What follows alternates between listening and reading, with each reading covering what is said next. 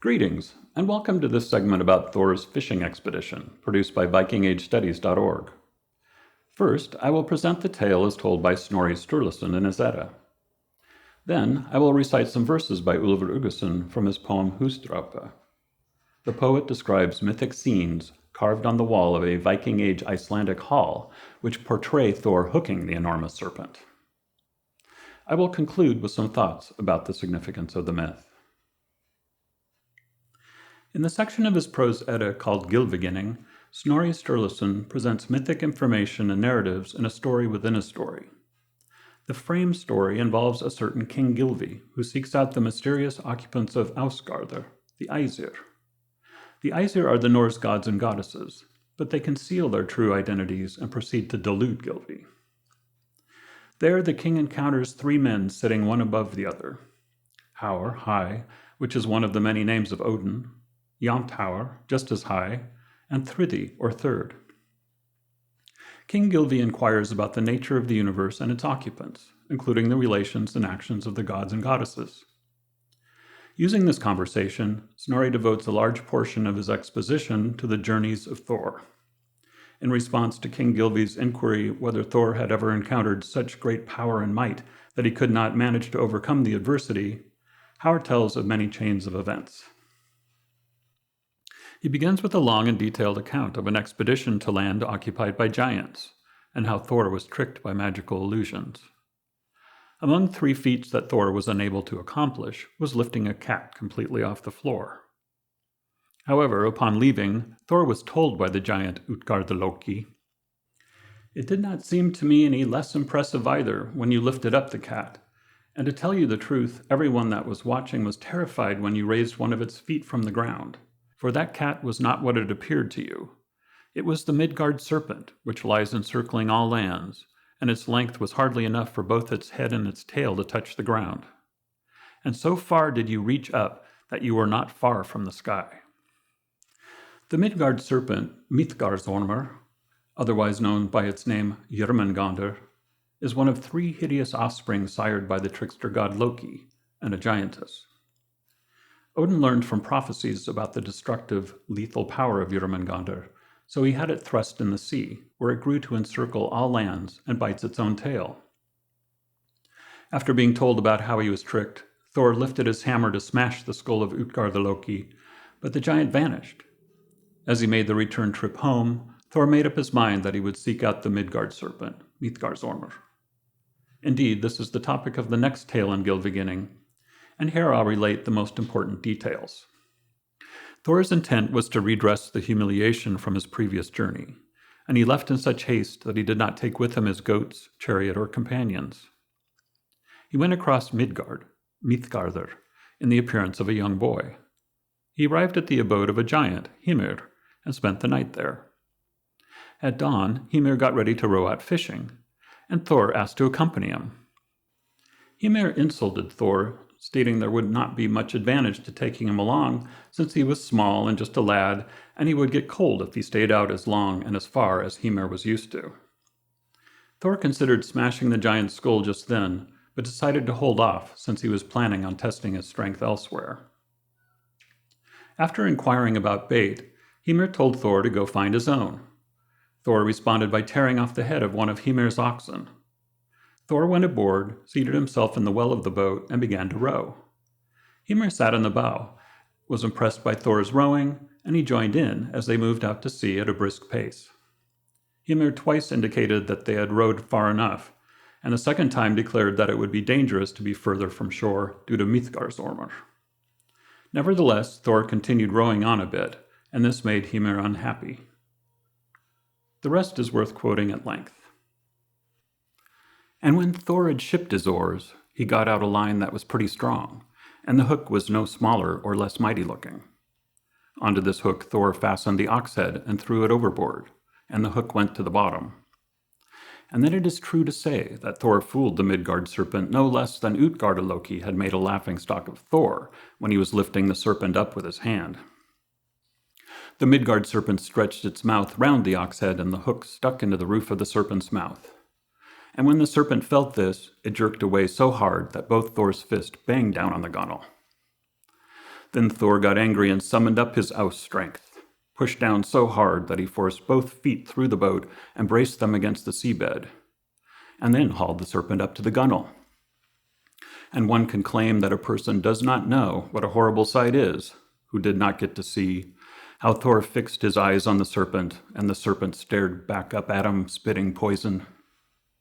It is said that then the giant Hymir changed color, went pale, and panicked when he saw the serpent and how the sea flowed out and in over the boat. And just at the moment when Thor was grasping his hammer and lifting it in the air, the giant fumbled at his bait knife and cut Thor's line from the gunwale, and the serpent sank into the sea. But Thor threw his hammer after it, and they say that he struck off its head by the seabed. But I think, in fact, the contrary is correct to report to you, that the Midgard serpent lives still and lies in the encircling sea. But Thor swung his fist and struck at Hymir's ear so that he plunged overboard, and one could see the soles of his feet. But Thor waded ashore. Snorri's prose description presents an overall sequence of events, which are captured as a few key moments expressed by Úlfr Uggason in his poem Húsdrápa. Úlfr composed the poem circa 983, as he gazed upon and described mythic scenes carved in an Icelandic dwelling. Here I shall recite the strophes and present an illustration of what may have been represented by the woodcarver.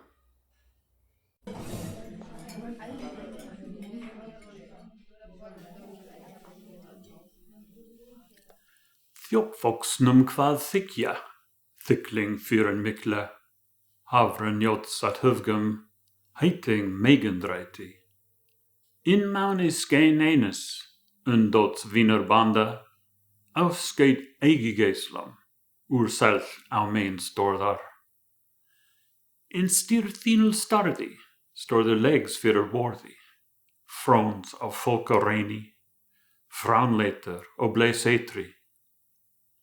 Fötte flyger let fettler, fjalt gates kneve skatla, ramt mein var dat reini, rera legs vid eira. Vith gimner leist vimrar, vas av fraunum nadri, luste grund with runum, leit innan sval minum. In these verses, Úlfr emphasizes certain aspects from the myth found in the version by Snorri. Listed numerically, 1. The stocky giant expresses his fear as Thor pulls up the mighty Midgardsormr, also named Jörmungandr. 2. Thor's terrifying glance at Jörmungandr. 3. The stare down as Jörmungandr returns the glare and blows poison. 4. Thor hit the giant forcefully on his temple. 5. Thor knocked off the serpent's head. Of course, this does not rule out that the iconography reminded Úlfr of some of these aspects of the myth without the action actually being depicted. However, if we accept Anthony Falk's translation of leit innan sval minum, within have appeared these motifs, we have a strong starting point for the composition of these particular designs in the hall. I will conclude here with some thoughts about the significance of Thor's fishing expedition. Generally speaking, the Jotun, or giant race, were the first inhabitants of the Old Norse universe. Actually, Snorri relates that the known world was created by Odin and his brothers when they destroyed the giant Ymir. The land, sea, and sky, everything, was made from his body parts. It follows that Odin and his offspring, the Æsir, and the Jötnar become adversaries. In addition to their giant size, the Jötnar, as primordial beings, are inextricably linked to nature. They are like the trolls of ancient times, seemingly growing out of the landscape, made of rock or in the form of animals. Occasionally they possess beauty, as in the case of certain giantesses, but more often they are hideous creatures to be reckoned with. Rooted in the dangerous aspects of the environment, the Jötnar broadly symbolize the chaotic, unharnessed powers of nature. On the other hand, Odin and his offspring, the Æsir, are generally portrayed as culture. They represent archetypes intimately associated with the human psyche. The Æsir build magnificent dwellings and forge tools. Thor, with his might and hammer, is charged with protecting culture from the disruptive and at times lethal forces of nature. So, in regard to the reception of the tale Thor's fishing expedition, I concur with scholars who suggest that, in the 900s, Thor's attempt to hook the serpent was viewed as a confirmation of the cosmic order and to reinforce the notion of Thor as protector of the world. The appearance of Thor as a young man as he travels to the encounter is an important clue as to the underlying message of the myth. Namely, I believe extant versions support that the fishing expedition is a rite of passage through the symbolism of Thor's age, his actions, and how he leaves the event. The lodging with the giant Hymir and use of his boat does not seem a necessary component, rather a convenient one for the transport of Thor onto the sea, crossing a liminal boundary area in opposition to Mythgarðr and Ásgarðr. Thor could have killed Hymir and taken his boat.